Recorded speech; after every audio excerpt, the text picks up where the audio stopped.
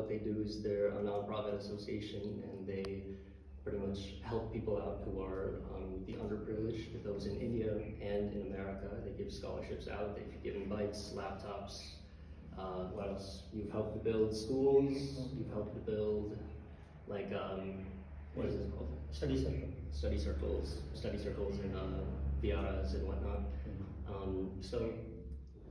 They've done a lot of random stuff, that including setting up events where people like my father go out to outreaches like this, and they talk to people just like you, and they talk about whatever's going on in their lives, or whatever event is going to happen, like some Ambedkar Jayanti or April 14th or whatever's going on. So it's important to get the word out, right? Dr. Ambedkar said to agitate, and he wants us to agitate our people. He wants everyone to know what's going on, and if you don't know what's going on, how can you help, you know? So. And also, we talk about the caste issues that happen in America, and also good advocacy. Yeah, so caste system bad, right? Caste system, yeah, it's not really it's not perpetuated by the government anymore, and that's the important thing, because back then it was, and when the British were in rule, they didn't do anything to help disband it. In fact, they probably did the most to uphold the caste system. There's something called a systemic generational trauma, which is something that a lot of African Americans in America have themselves, where when they got out of slavery, you guys know slavery? Slavery. Gulami.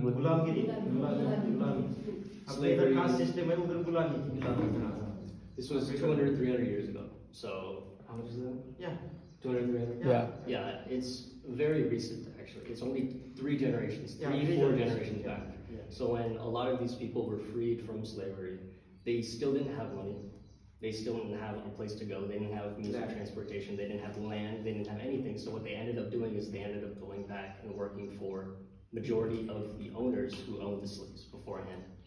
And because of that, there's still a large concentration of African American black people in the south of the United States where slavery was. And what I've found here in India is that there's a lot of that here too, where those of the Indian caste, of the lower caste of India, tend to be in the same area where they were before 100, 200 years ago.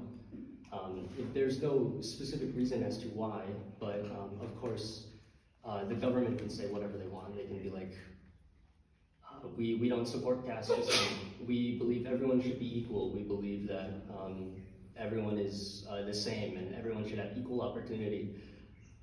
But those of the lower caste don't have the money that the upper castes would have had 100, 200 years ago.